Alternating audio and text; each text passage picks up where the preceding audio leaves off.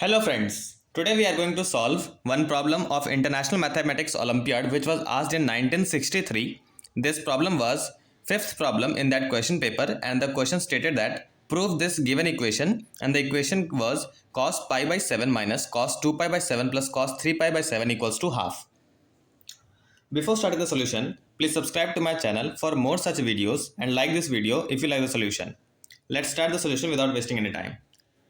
When I first saw this trigonometric equation, or you can easily observe that these two cosine terms are in the positive sign and the middle one, which is cos 2 pi by 7, is with negative sign. So I first thought to convert this negative sign into a positive one so that something symmetry I can observe here. So what I remembered the formula that cos pi minus theta equals to minus times cos theta. So I used here cos pi minus 2 pi by 7 equals to minus cos 2 pi by 7. So from here we can clearly see that minus cos 2 pi by 7 equals to cos of 5 pi by 7. So I substituted over the given equation, that is equation number 1. So I got cos pi by 7, then cos 3 pi by 7. If I write like this, then let's see what we will see. Cos 5 by 7. Now this we are evaluating the LHS part, left hand side part. So here, if you carefully observe that here the angle is pi by 7, here the angle is 3 pi by 7, here the angle is 5 pi by 7. If you carefully observe, then the three angles are in AP with the first term. Let's say the first term is A is pi by 7 and the common difference is 2 pi by 7. If you carefully observe, then this is a trigonometric or cosine summation having angles in AP. I have also used a similar type of cosine summation in my one of previous videos where I stated the formula for summation of cosine terms where the angles are in AP. So I am writing that formula once again over here. The formula was something like that: cos alpha plus beta plus cos alpha plus 2 beta plus dot dot plus cos alpha plus n minus 1 beta. That means all n terms, summation of n terms is equals to sine n beta by 2 divided by sine beta by 2 multiplied by cos of alpha plus n minus 1 by 2 beta. Here alpha is the first term and beta is the common difference.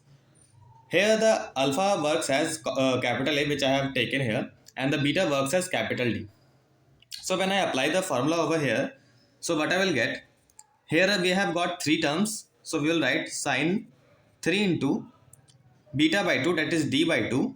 So D by 2 will be 2 pi by 7 multiplied by half divided by sine beta by 2, that is common difference by 2. Common difference by 2 will be pi by 7 because 2 and 2 will get cancelled out. Now here, because the summation is with cos, so we'll write cos.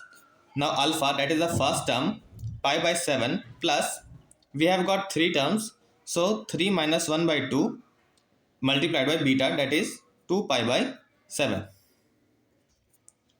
Now here 2 and 2 will get cancelled out. Sine 3 pi by 7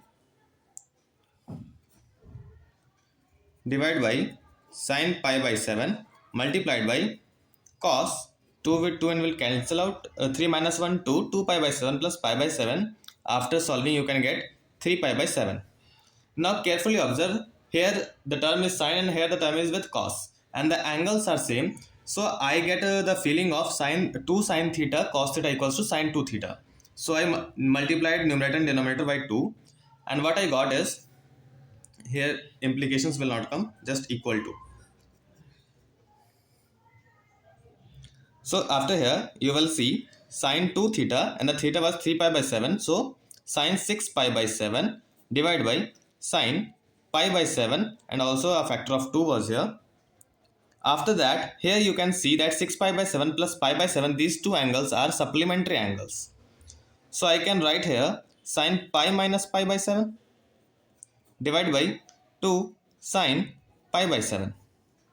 And we also know that sine pi minus theta equals to sine theta.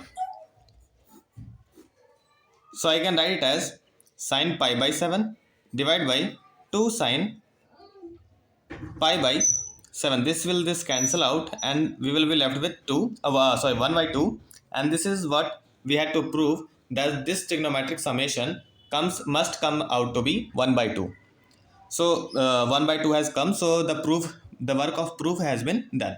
Here, while proving this summation, what I found the most important thing to be remembered was this formula, that the summation is in the terms of cosine and the angles are in AP. The key formula or the key point which we had to notice was this, and the transformation of minus cos 2 pi by 7 into cos 5 pi by 7 so that the angles are in AP. So this was the key formula which I used over solving this trigonometric summation. I have used just 3 formulas of trigonometry and just proved this trigonometric summation, and that was cos pi minus theta equals to minus cos theta. This was the first formula, this was the second one, and this was the third one. And using these 3 you can easily solve it. Hope you like the solution. If you like the solution, then please like the video and subscribe to my channel for more such videos. Thanks for watching.